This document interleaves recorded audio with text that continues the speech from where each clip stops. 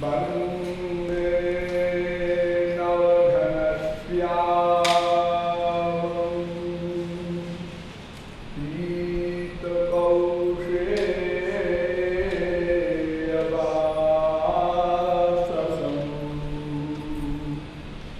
सानन्दं सुन्दरं शुद्धं श्रीकृष्णं प्रकृते परम् नमः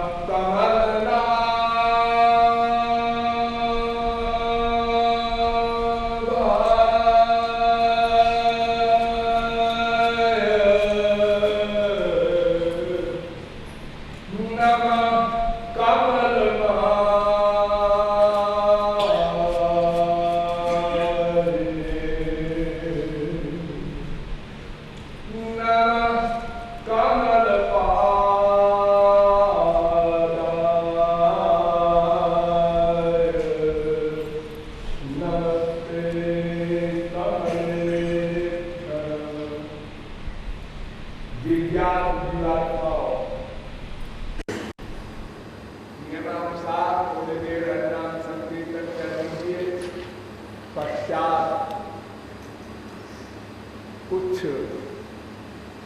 तत्वों पर प्रकाश डाला जाएगा।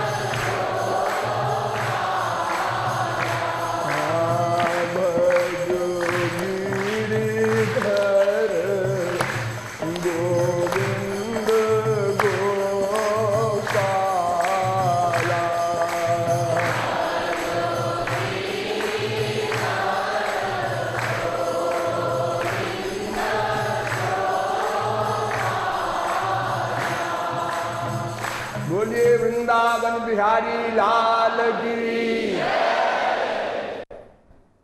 अब आप लोग सावधान हो जाएं।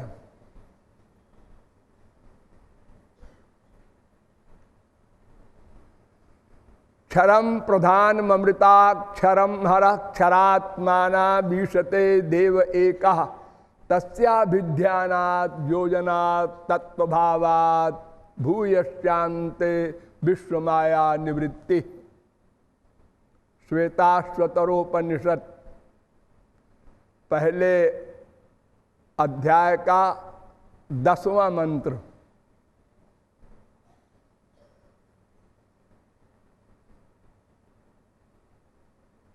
तीन तत्व हैं, एक क्षर, एक अक्षर और एक इन दोनों का शासक, ये तीन तत्व। क्षर तत्व कौन है? माया। अक्षर कौन है? जीव। इन दोनों का शासक कौन है? भगवान। बड़ी सीधी सी बात। इसी को गीता में कहा गया है, भूमिरापो नलो वायु खम मनो बुद्धिरेव च अहंकार इतीयम में भिन्ना प्रकृतिरस्तथा परे जब तस्न्याम प्रकृति विद्य में पराम जीव भूताम महाबाहो येदम धार्यते जगत। भगवान की दो प्रकृति है, एक माया, एक जीव। और भगवान इन दोनों का शासक है, नियामक है, प्रेरक है। तो ये जो जीव है, ये अगर अभिध्यानात उस भगवान का ध्यान करे, योजनात मन का लगाव करे, तत्वभावात और अंतःकरण में धारण कर ले, तो माया से निवृत्ति हो जाए। इसी बात को तैत्तरीयोपनिषद में कहा, रसो वैसः रसग्वम हेवायम लब्ध्वा नंदी भवति।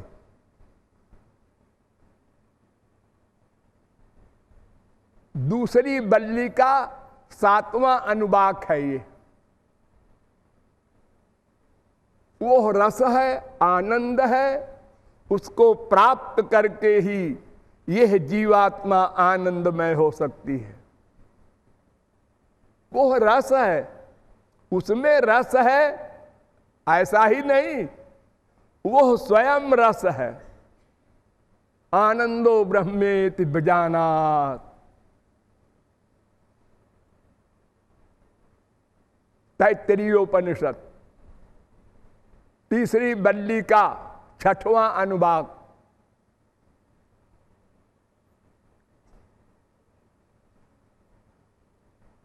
और उसी से सब जीव पैदा हुए। आनंदाध्यव खल विमानि भूतानि जायन्ते आनंदे न जातानि जीवन्ति आनंदम प्रयन्त्यभिषम विशन्ति। सब जीव आनंद से उत्पन्न हुए, उनके अंश हैं, पुत्र हैं, शक्ति है। इसलिए विश्व का प्रत्येक जीव आनंद ही चाहता है, लेकिन उस आनंद को पाने के लिए अभिध्यानात् योजनात् तत्वभावात्, तो उनको जानना है, उनको पाना है भगवान को। तो कैसे जाने? भगवान को तो कोई नहीं जान सकता, ऐसा वेद कह रहा है। न च तस्यास्ति वेत्ता तमाहुरग्रम पुरुषम महांतम। उसको कोई नहीं जान सकता। वेदाहम समतीतानि, गीता भी यही कहती है, माम तु वेद न कश्चन, मुझे कोई नहीं जान सकता।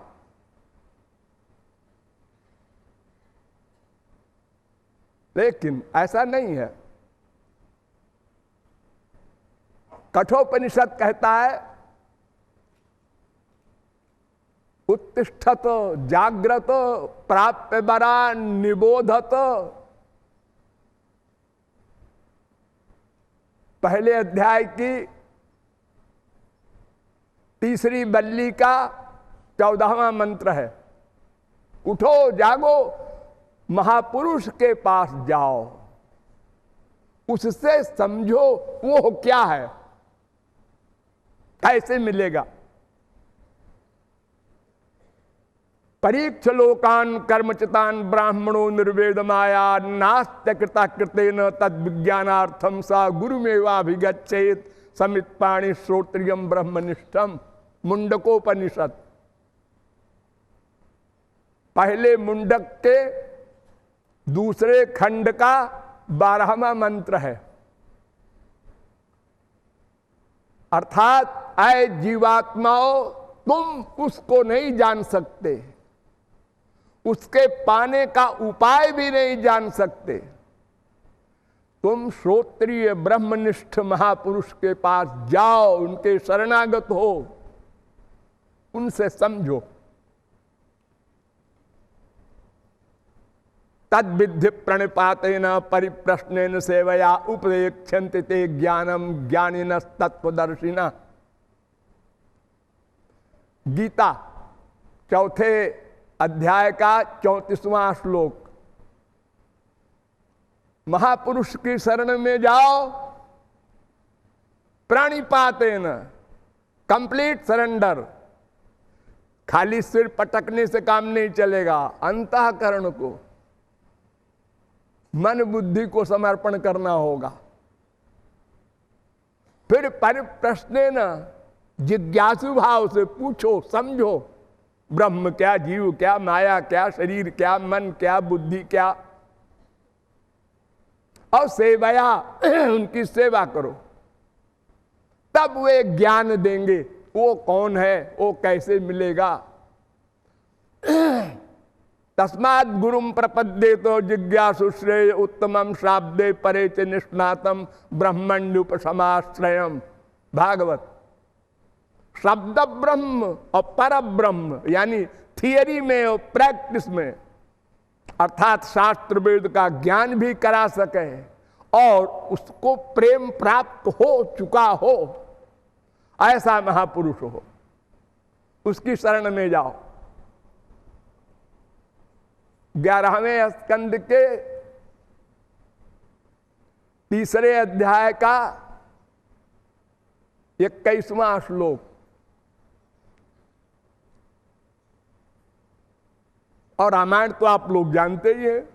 गुरु बिनु भव निधि तरई न कोई, जो बिरंची शंकर सम होई। कोई हो, गुरु बिनु होई कि ज्ञान।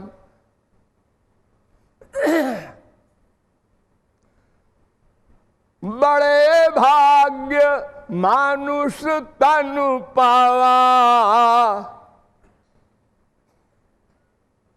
बड़े भाग्य से मनुष्य का शरीर मिला। और भगवत कृपा से मनुष्य का शरीर मिला। 2 शर्तें हैं उसमें।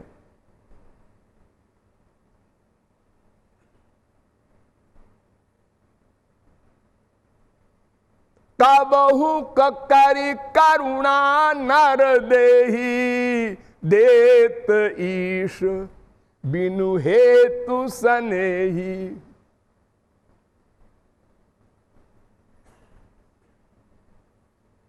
बड़े भाग्य से मनुष्य का शरीर मिला और बड़ी भगवत कृपा से मनुष्य का शरीर मिला। 2 शर्तें हैं। ऐसे ही बिनु हरि कृपा मिलहि नहीं संता, जब द्रवई दीन दयाल राघव, तो साधु संगति पाइए। अब मोहि भरोस हनुमंता, बिनु हरि कृपा मिलहि नहीं संता। भगवत कृपा और अनंत जन्मों के सौभाग्य से संत मिलता है, और मानव देह भी इन्हीं 2 कारणों से मिलता है। अब एक चीज और मिल जाए अगर, वो क्या? अनुपान श्रद्धा अतिरूरी। श्रद्धा हो जाए हमारी महापुरुष के प्रति। बस 3 चीज। शंकराचार्य ने बड़ा सुंदर श्लोक लिखा है, दुर्लभम त्रयमेवै तत् दैवानुग्रह कारकम। मनुष्यत्वम, मनुष्य का शरीर, मुमुक्षुत्वम, ये श्रद्धा, और महापुरुष संभव, और महापुरुष की प्राप्ति। दुर्लभो मानुषो देहो देहिनाम क्षण भंगुरा तत्रापि दुर्लभम मन्ने वैकुंठ प्रिय दर्शनम। ये दो विरोधी बात जो लिखी है कि भगवान की कृपा से संत मिलता है, मनुष्य शरीर मिलता है, ये मुमुक्षु की भावना होती है, प्यास होती है, ये भी भगवत कृपा का कारण है। ये ही सर आवत्व अति कठिनाई, राम कृपा बिनु आई न जाई। ये थोड़े से लोग ही क्यों आए हैं यहां पर? बड़ी भगवत कृपा हो तो प्यास पैदा हो, भगवान के पाने की भूख पैदा हो, जिज्ञासा हो, पिपासा हो, मुमुक्षुत्व की भावना हो। ये तीन चीज अगर बन जाए तो कर्म से ही ये तीनों बातें बनेंगी, अपने कर्म से, लेकिन पूर्व जन्म के कर्म से। तो भगवान का फिर क्या एहसान है कि उनकी कृपा से? भगवान का एहसान इसलिए है कि कर्म जड़ है, अपने आप तो फल नहीं बन जाएगा। हमने जो साधना पूर्व जन्म में की है वो अपने आप तो फल बनेगी नहीं, किसी महापुरुष से भगवान हमको मिलाएंगे, भीतर से प्रेरणा देंगे, वहां चलो। तो बिना भगवान की प्रेरणा के और उनकी कृपा के वो कर्म का फल कौन देगा? अपने आप तो फल बन नहीं जाएगा। और जीव अल्पज्ञ है, उसको तो पता ही नहीं हमने क्या किया था पूर्व जन्म में। इसलिए भगवत कृपा भी मानी जाती है और भाग्य भी माना जाता है। अस्तु, गुरु के द्वारा ही यह जाना जाएगा कि वो कौन है और उसकी प्राप्ति कैसे होगी। लेकिन गुरु का मिलना हो भी जाए, मनुष्य शरीर मिल भी जाए, तो तीसरी चीज वो बड़ी दुर्लभ है। उसी में गड़बड़ हुई है अब तक अनादिकाल से, श्रद्धा। अनंत बार हमको भगवान मिले हैं, संतों की कौन कहे। हम अनादिकाल से संसार में घूम रहे हैं, अनंत बार मानव देह मिला, अनंत बार अनंत भगवान के अवतारों को हमने देखा। राम, ये कौन है? दशरथ जी के लड़के हैं। अच्छा, बड़े सुंदर हैं। ये वनवास क्यों हुआ इनको? अरे वैसे ही है, एक उनकी श्रीमती थी, उनके कारण ऐसा हो गया। ये रो क्यों रहे हैं? इनकी स्त्री खो गई है। स्त्री खो गई है तो जंगल में क्यों रो रहे हैं? अरे शहर में जाके ढूंढे। अब पेड़ों से लताओं से पूछ रहे हैं, रे वृक्षा पर्वतस्था गिरगहन लता वायुना बीज्यमाना रामोहम व्याकुलात्मा दशरथ तनया शोक शुक्रेण दग्धा बिंबोष्ठी चारुनेत्री सुविपुल जघना बद्धनागेन्द्र कांची हा सीता के नीता। ये पेड़ों से, पत्तों से, लताओं से पूछ रहे हैं, बताओ इधर से सीता गई है क्या? है इतनी आसक्ति? ये तो लैला मजनू का रिकॉर्ड भी तोड़ दिया इन्होंने। उस समय हम लोगों ने ये कहा था, अब जो चले गए तो हरे राम राम राम हरे हरे ऐसा करते हैं हम लोग। तुलसी सूर मीरा कबीर नानक तुकाराम संत चले गए जब, तब उनकी पूजा होती है, आरती होती है, जुलूस निकलता है। ये हम लोगों की बुद्धि का हाल है। इतना अहंकार है, हम समझते हैं कौन संत है कौन नहीं है। अरे तुम अपनी बीवी और अपने पति और अपने बेटे को तो समझ नहीं सके, तुम संत हो, भगवान को क्या समझोगे? और तुम्हारा जो स्वयं मन है, तुम उसी को नहीं समझ सके, तुमको नचा रहा हो अनादिकाल से अब तक। अगर उसकी 420 को तुम समझ लेते तो मन की बात न मानते। सारा कसूर मन का है। अनादिकाल से हमको जो 84 लाख में घुमा रहा है, ये मन है, केवल मन।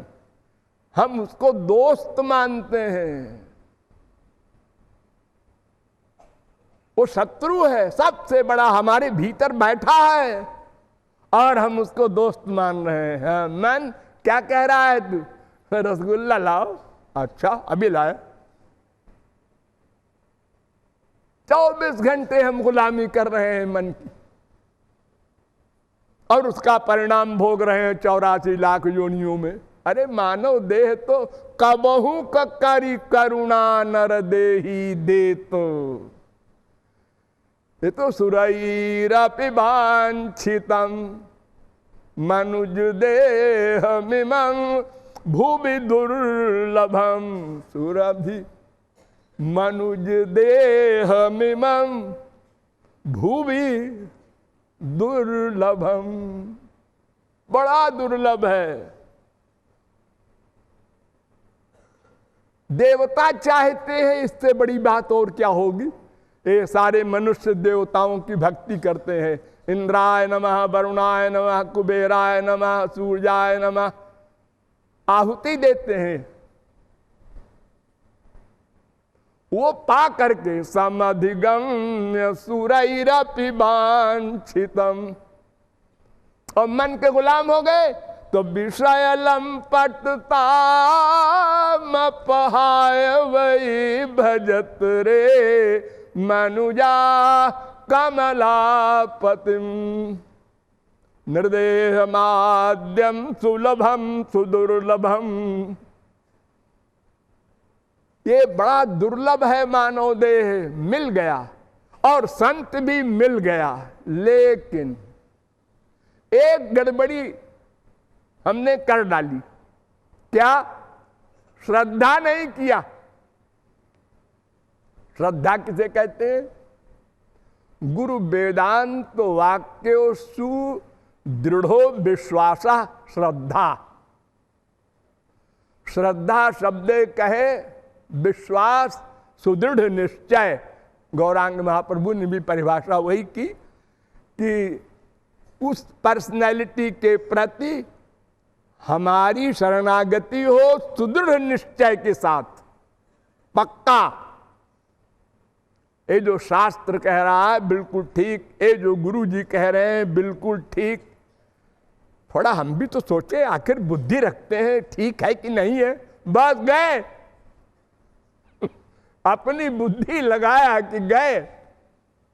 देखो, इंडिया का कानून अमेरिका रशिया में लागू नहीं होता, तो आपके जो खोपड़ी है आपकी, वो पंच महाभूत के आइडियाज से युक्त है, मटेरियल है।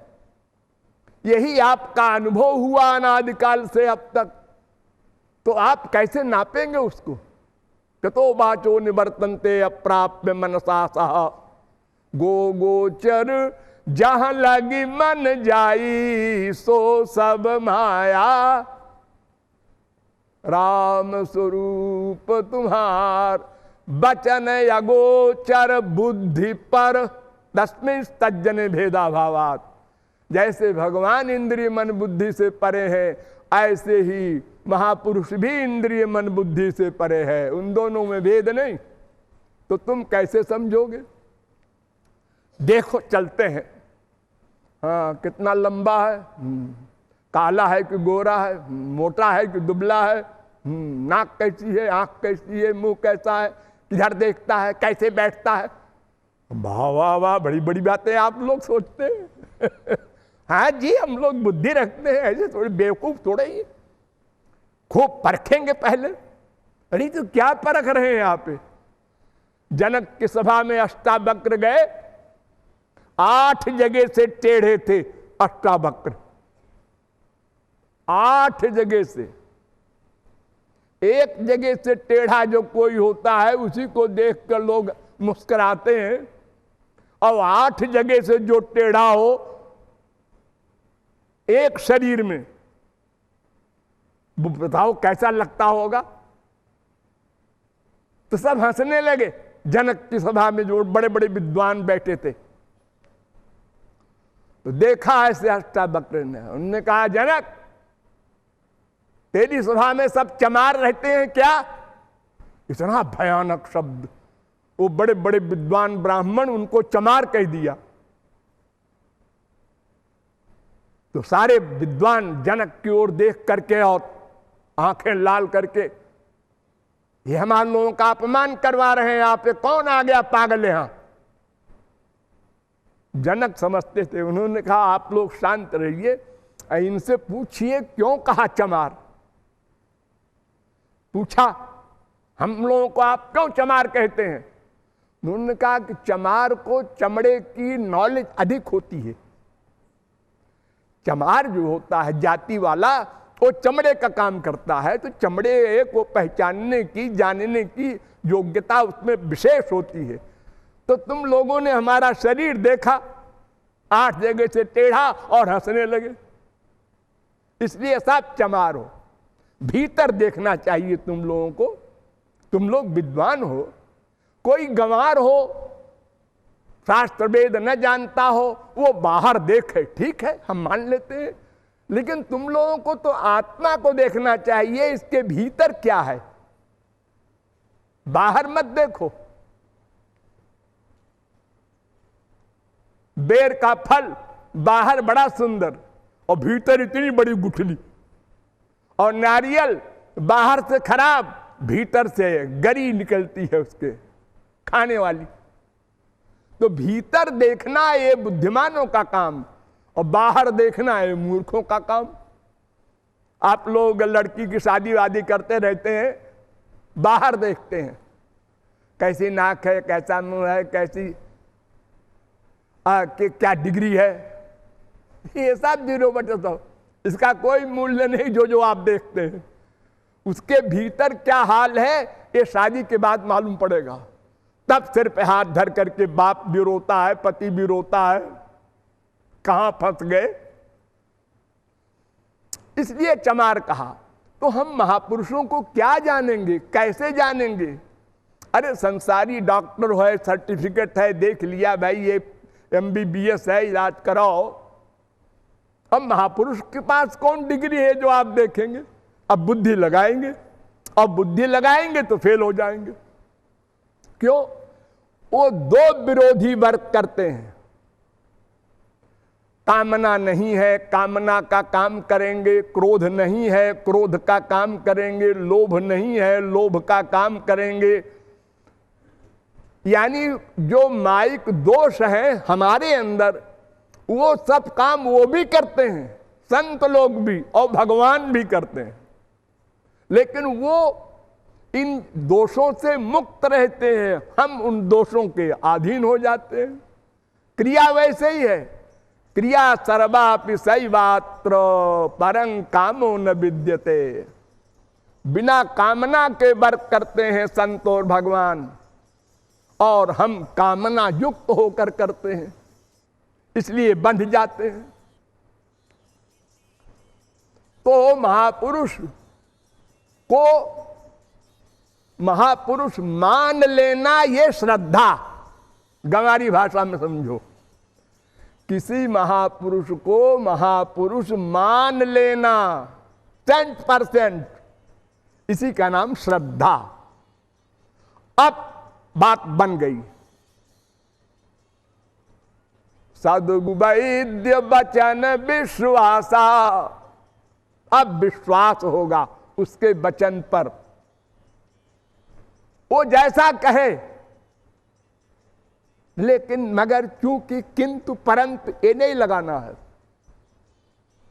जैसे डॉक्टर जो कुछ दवा खाने को कहता है, जितने बार कहता है, जो परहेज बताता है, चुपचाप मानते जाओ, क्यों मत बोलो। डॉक्टर साहब इतना बड़ा शरीर है और आप कहते हैं एक बूंद दवा में जो है एक चम्मच पानी में डाल के पी लो। एक बूंद दवा, इतने मेरे शरीर में क्या मालूम पड़ेगा। मेरा ख्याल है एक शीशी तो एक बार में पी जाए। तो डॉक्टर कहता है ठीक है, मरो कुछ पियो, हम क्या करें उसको। हम जो बता रहे हैं वो नहीं मान रहे हो तो ठीक है, मनमाना करो। तो ऐसे ही ईश्वरीय विषय में हम कुछ नहीं जानते। जैसे फिजिकल विषय में मरीज कुछ नहीं जानता, वो डॉक्टर % विश्वास श्रद्धा करता है।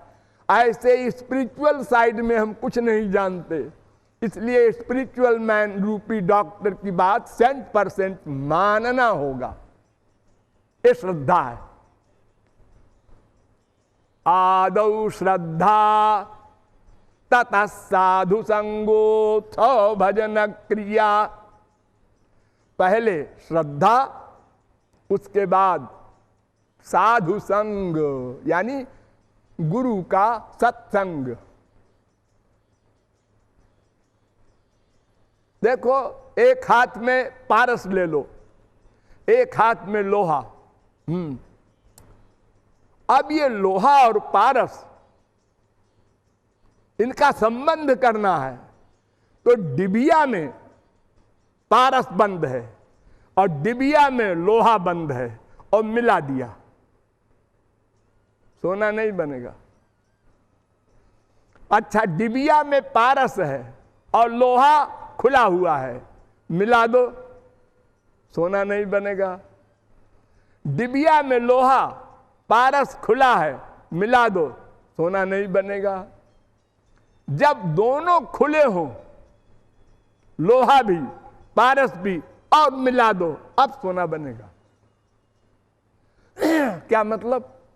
अगर वास्तविक महापुरुष है और वो जीव शरणागत नहीं है, श्रद्धा नहीं है, तो कुछ लाभ नहीं मिलेगा। मूर्ख हृदय न चेत यदि गुरु मिलई बिरंचि सम। आदि जगत गुरु ब्रह्मा भी आ जाए, बिना श्रद्धा वाले को उपदेश दे तो वो मजाक बनाएगा। हे देखो क्या बकबक करता है, भगवान भगवान भगवान। अरे प्राचीन काल में जो बूढ़े हो गए, माँ बाप वगैरह सब मरा गए, बच्चे अपमान करते हैं, वो जंगल में चले गए, डिप्रेशन उनको रहा, तो खोपड़ी खराब थी, उन्होंने कहा हमको निकाला है हमारे बेटे ओटे ने, तो हम भी ऐसी किताब लिखें कि सबका दिमाग उसी में उलझा रहे। तो उन्होंने कल्पना करके कह दिया एक भगवान है, एक जीव है, एक माया है। दुश्मनी जैसे होती है। बिना श्रद्धा के हम ये कहेंगे, मानेंगे नहीं। अगर थोड़ी श्रद्धा है तो थोड़ा मानेंगे। हाँ, बात तो ठीक कहते हैं गुरुजी, लेकिन एक बात है, लेकिन लग गया, एक लेकिन लगा ही दिया। क्या लेकिन लगा रहे हो? क्यों जी? अगर ये जगत गुरु कृपालु जी महाराज के कहने के अनुसार सब भगवान की ओर चले जाएं, शरणागत हो जाएं, तो संसार खत्म हो जाएगा। और संसार की फिक्र हमको है, हम ठेका लेके आए हैं, संसार खत्म न होने पाए। ये लेकिन लगाया, जब कोई और लेकिन नहीं मिला तो यही लगा दिया। आदत है हम लोगों की। तो महापुरुष असली हो और शरणागति असली हो, तब काम बनेगा। शरणागति असली है, वो महापुरुष नहीं है, तो क्या करेंगे आप? वो कह देगा देखो ऐसा है कि गीता का पाठ किया करो 12वें अध्याय का, रामायण सुंदर कांड का पाठ किया करो रोज। गीता पढ़ा करो, भागवत पढ़ा करो, अक्षरों को पढ़ा करो, इतना जप किया करो, गुरु जी का मंत्र है। ये गुरु लोग जो चेला बनाते हैं कान फूंक फूंक के, इन्होंने और बर्बाद कर दिया संसार को। बड़े बड़े काबिल पुराने आईसीएस आंख बंद करके गुरु जी के पास गए, उन्होंने कान में मंत्र दे दिया। क्या है मंत्र ये? अरे वही रामाय नमः, कृष्णाय नमः, नमो भगवते वासुदेवाय। क्या मतलब? हे भगवान आपको नमस्कार है, हे भगवान हम आपकी शरण में हैं। ये दो अर्थ है सारे मंत्रों का। जितनी संप्रदाय है दुनिया में, ये दो मतलब है उसका, हे भगवान हम आपकी शरण में हैं, हे भगवान आपको नमस्कार है। तो क्यों जी, ये भाषावाद भगवान के यहां भी है क्या? अगर हम हिंदी में कहें यही बात, संस्कृत में कहें, गुजराती, मराठी, बंगाली में कहें तो कोई अंतर है क्या? अरे कोई बात है उस हमारे मंत्र में? हाँ, हमारा मंत्र सिद्ध मंत्र है, एक गुरु परंपरा से आया है। अच्छा, तो इसमें पावर होगी? हाँ, अब समझे तुम, इसमें पावर होती है। अच्छा क्यों जी, एक मामूली से तार को जिसमें इलेक्ट्रिसिटी आ रही है, हम छूते हैं तो ऐसा करते हैं, यानी इतनी बड़ी फीलिंग होती है। और आपके मंत्र में स्पिरिचुअल पावर है, आप कहते हैं गुरु परंपरा से ये मंत्र चला आ रहा है। तो जब आपने कान में दिया तो हमको तो कुछ फीलिंग ही नहीं हुई, न बाद में हुई, और आसक्त हो गए। 2 वर्ष के बच्चे को 4 वर्ष के बच्चे का कान फूंक देते हैं, तब तो वो बेचारा काफी शुद्ध था, संसारी अटैचमेंट से और बड़ा हुआ और बड़ा हुआ, घोर संसारी काम क्रोध लोभ मोह का अंबार आ गया उसके अंदर। ये क्या हो रहा है जी, आपका मंत्र कहां गया? अजी हमको फुर्सत नहीं थी पूछने की गुरु जी से कि आप क्या देना चाहते हैं कान में, पहले बताइए, उसका असर क्या होगा बताइए। अरे भाई कोई चेक बुक पर 1 करोड़ रुपया लिख दे और बैंक में नील है, तो फिर उसकी पिटाई होना चाहिए ना। तुमने दिया क्या हमको? तुम शरणागत हो जाओ, अपना तन मन धन सब अर्पित कर दो, प्राण अर्पित कर दो गुरु को, ऐसा शास्त्र कहता है। और गुरु जी तुम कैसे हो? तुमने जो हमको दिया वो तो धोखा दिया, नकली चेक है। तो नकली चेक वाले को तो सजा होनी चाहिए, दुनियावी गवर्नमेंट में भी सजा होती है। ये कोई न पूछता है न समझता है, अंधे हो करके हम लोग जाके चेले बनते हैं। और फिर वो गुरु जी कहते हैं और कहीं मत जाना, हाँ नहीं तो कहीं हमारी पोल खोल दे कोई। कि गुरु तो असली हो, और मंत्र ऐसा दिया जाता है अंतःकरण शुद्ध होने के बाद कि मंत्र दिया बस भगवत प्राप्ति हुई, फिर कुछ करना धरना नहीं है। करना तो पहले है, अंतःकरण शुद्धि के लिए भक्ति वगैरह करना है, लेकिन अंतःकरण शुद्धि के बाद जब गुरु हमको देगा, वो पावर देगा, तो वो पावर अलौकिक शक्ति दीक्षा कहलाती है। प्राचीन काल में महापुरुषों के 2-4 शिष्य हुआ करते थे। अब तो लाइन लगती है गुरु पूर्णिमा को हमारे देश में, और कह देते हैं वो कुछ कि तुमने मंत्र ले लिया, अब हम गोलोक के गेट पर तुमको मिलेंगे, जाओ मन में आए सो करो। ऐसा संसार हो गया है हमारा। सब बाहरी क्रियाओं में लगे हुए हैं। अब एक भागवत को ले लो, भागवत में अंत में कहा गया है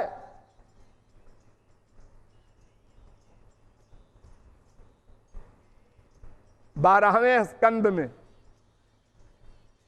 13वें अध्याय में 18वां श्लोक, तच्छृण्वन् विपठन् विचारण परो भक्त्या विमुच्ये नरा। आय मनुष्यो, वेदव्यास ने लिखा है, आय मनुष्यो भागवत पढ़ो, अच्छा, और सुनो, अच्छा, फिर विचार करो। अभी आया तीसरा, विचार करो, निर्णय करो, मंथन करो, डिसीजन लो क्या करना है। हाँ, फिर उसके बाद भक्त्या, भक्ति करो, तब विमुच्ये नरः, तब माया से उत्तीर्ण हो सकते हो। और हम लोग 1 सप्ताह भागवत सुन रहे हैं, वो भी संस्कृत में पंडित जी बोल रहे हैं, हम बैठे बैठे ऊँघ रहे हैं। सुनने वाला कहां जानता है? अरे पंडित जी ही कितने जानते हैं भागवत का भावार्थ। बिना भगवत प्राप्ति किए किसी भी महापुरुष के ग्रंथ को कोई नहीं समझ सकता। रामायण हो चाहे भागवत हो चाहे वेद हो, अक्षरों को पढ़ने में क्या धरा है, इतना कोई भी पढ़ सकता है अभ्यास करके। तो इसी प्रकार या इमं परमं गुह्यं मद भक्ते स्वभिधास्यति भक्तिम मयि परां कृत्वा। गीता, मेरा ये गीता का लेक्चर अर्जुन भक्त को सुनाना और स्वयं भक्ति करके तब सुनाना, ये शर्तें हैं हर बुक में। ऐसा नहीं है कि ये पुस्तकें ऐसे ही तोता मैना की कहानी है, उपन्यास है, चलो पढ़ो, इससे क्या होगा और खोपड़ा खराब हो जाएगा। गुरु के द्वारा ही शास्त्रों वेदों का ज्ञान होगा और फिर साधना होगी, और साधना जब आप करेंगे तो फिर गुरु की आवश्यकता पड़ेगी बार बार। कोई भी पढ़ाई आप लोग करते हैं, चाहे वो काका काका हो, चाहे ABCD हो, चाहे म्यूजिक हो, कोई भी हो, तो आपको प्रॉब्लम आती है बीच बीच में, तो आप पंडित जी से, मास्टर साहब से पूछते रहते हैं। और ईश्वरीय सब्जेक्ट तो बहुत गूढ़ है, उसमें तो आपको अनेक बाधाएं आएंगी, तो कौन हल करेगा? पंडित जी नहीं हल कर सकते, उसको तो गुरु जी हल करेंगे, प्रैक्टिकल मैन। और बहुत सी बातें महापुरुष करता है शरणागत के प्रति, वो कहता नहीं, बताता नहीं कभी कि हम क्या कर रहे हैं तुम्हारे लिए। पूछे तो भी नहीं बताता, मैंने तो तुम्हारे लिए कुछ नहीं किया, ऐसे बता दिया ये करो, लेकिन वो करता है शरणागति की लिमिट के अनुसार। योग क्षेम वहन करता है गुरु, तब जीव पार जाता है माया से। साधारण बात नहीं है, बड़ा परिश्रम है, लंबी जर्नी है। जन्मांतर सहस्रेषु तपो ध्यान समाधि भी नराणाम क्षीण पापानाम कृष्ण भक्ति प्रजायते। अनंत जन्मों में पहले भी आप लोगों ने श्री कृष्ण भक्ति की है, उसी का प्रभाव है जो यहां तक आए हैं। घर का आराम छोड़कर और माँ बाप बेटा स्त्री पति का जो सुख है संसारी विषय भोग, उसको छोड़कर, घोर बूढ़ा है, क्या करे? नाती पोता छोटे छोटे जो होते हैं घर में, उनको लिए है ऐसे करता रहता है दिन भर। कोई कुछ नहीं कर, किसी ने और कोई साधन न मिला किसी को, अरे नॉवेल ले आना, नॉवेल पढ़ रहे हैं। क्या करें महाराज जी, टाइम नहीं पास होता। जब सर्विस करते थे तो 8 घंटे बिजी रहते थे, अब फालतू रहते हैं तो ये अखबार पढ़े, 4-5 अखबार रख लो। ये जैसे मनुष्य शरीर को बर्बाद करने पर तुले हैं कि हम अच्छा काम होने नहीं देंगे इस मनुष्य शरीर से, हमको नफरत है इस शरीर से, अब बस कुत्ते बिल्ली गधे बना करेंगे। हाँ, जानबूझ करके अपना सर्वनाश करने को हम लोग तैयार बैठे हुए हैं। तो वास्तविक गुरु मिले और हमारी श्रद्धा हो, तब साधु संग, तब संग हो। संग माने मन का अटैचमेंट, सत संग, सत माने महापुरुष और संग माने मन बुद्धि का सरेंडर हो उसके प्रति। सत्संग का मतलब हम समझ लें ये कि हम गए थे सत्संग में, क्या किया वहां? सुना था। क्या सुना था? भगवान से प्रेम करो। तो क्या बस सुना था? सत्संग है, यही तो सत्संग है। अरे ये तो थियरी है, संग कहां किया तुमने? सत्संग श्रवण किया, सत्संग नहीं किया। सत्संग 1 सेकंड का भी हो, क्षिप्रम भवति धर्मात्मा। 1 सेकंड में अगर पूर्ण पात्र है, 1 सेकंड के लिए महापुरुष को देखा और लीन हो गया। जितना जितना अंतःकरण गंदा है, पाप है, उतने उतने देर होगी। यावत् पापैस्तु मलिनम हृदयम तावदेव ही न शास्त्रे सत्यता बुद्धि सद्बुद्धि सद्गुरौ तथा। जितना अधिक पाप होगा उतने हम दूर जाएंगे महापुरुष और भगवान से। श्रद्धा में उतनी गड़बड़ी होती जाएगी। देखो यो समझो, एक चुंबक है, उसके चारों ओर सुइयां खड़ी कर दो लोहे की, लेकिन एक सुई क्लीन बिल्कुल लोहे की है। एक में 4% मिलावट, एक में 10%, एक में 50%, एक में 80% मिलावट, ऐसी सुइयां हैं। तो जो प्योर लोहे की है वो तुरंत चिपक जाएगी, और जो उससे आगे कुछ मिलावट है थोड़ी सी, वो भी चलेगी मिलने को। और जितनी अधिक मिलावट होगी वो अपनी जगह खड़ी रहेगी, उसमें कोई चेंज नहीं होगा।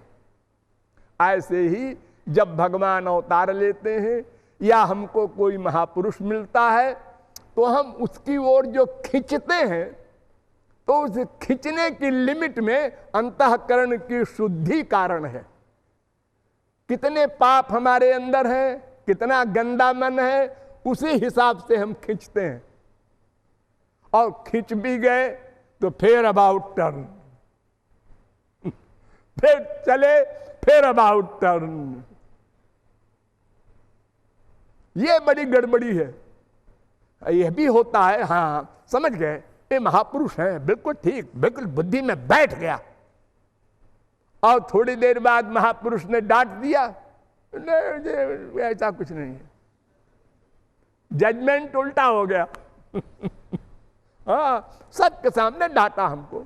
अरे अकेले में डांट लेते, मार देते, कोई बात नहीं थी, हमारी इतनी इंसल्ट हो गई। अरे तुम में क्या नहीं है, तुम कामी हो, क्रोधी हो, लोभी हो, मोही हो, ईर्ष्यालु हो, सब हो ना।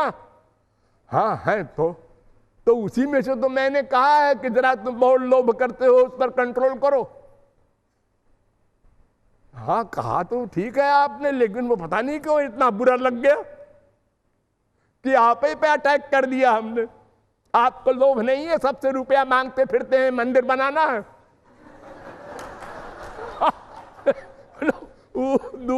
अटैक उसी के ऊपर हो गया जो तुमको समझा रहा है। इतनी गंदी बुद्धि है अनंत जन्मों के पाप के कारण। तो वो पाप जितना अधिक जिसका है, उतने वो देर में चलेगा भगवान की ओर, चलेगा, एक दिन वो भी पहुंचेगा। यहां से इलाहाबाद जा रहा है, एक आदमी जा रहा है कार से, ठीक है 1 घंटे में पहुंच जाएगा। एक जा रहा है मोटरसाइकिल से, वो भी 1.5 घंटे में पहुंच जाएगा। एक साइकिल से जा रहा है, वो भी 3 घंटे में पहुंच जाएगा। एक पैदल जा रहा है, वो भी पहुंचेगा। चलता रहे, पहुंचेगा एक दिन। क्योंकि इसमें पूर्व जन्म के संस्कार भी कारण होते हैं। पूर्व जन्म में किसी ने साधना अधिक की है तो वो उसकी श्रद्धा तेज होगी, शरणागति तेज होगी और वो तेजी से चलेगा आगे। और अगर पूर्व जन्म के संस्कार कमजोर हैं तो इस जन्म की साधना के अनुसार ही चलेगा। तो इस प्रकार जीवात्मा परमात्मा की शरण में जाने के लिए गुरु की शरणागति स्वीकार करता है। तब गुरु उसको बताता है, इस प्रकार तुम हरि गुरु की शरण में जाओ और भक्ति के द्वारा अंतःकरण शुद्ध करो। जब अंतःकरण शुद्ध हो जाएगा तब गुरु द्वारा स्वरूप शक्ति मिलेगी, उससे अंतःकरण दिव्य हो जाएगा, तब दिव्य प्रेम देगा गुरु, तब आप दिव्य भगवान का अनुभव कर सकेंगे। उनका दर्शन, स्पर्श, जो कुछ भी है सब इंद्रियों का विषय भगवान का आपको मिलेगा और सदा को मिल जाएगा। ये इस वेद मंत्र का अर्थ है, क्षरम प्रधानम अमृताक्षरम हरा। बोलिए वृंदावन बिहारी लाल की।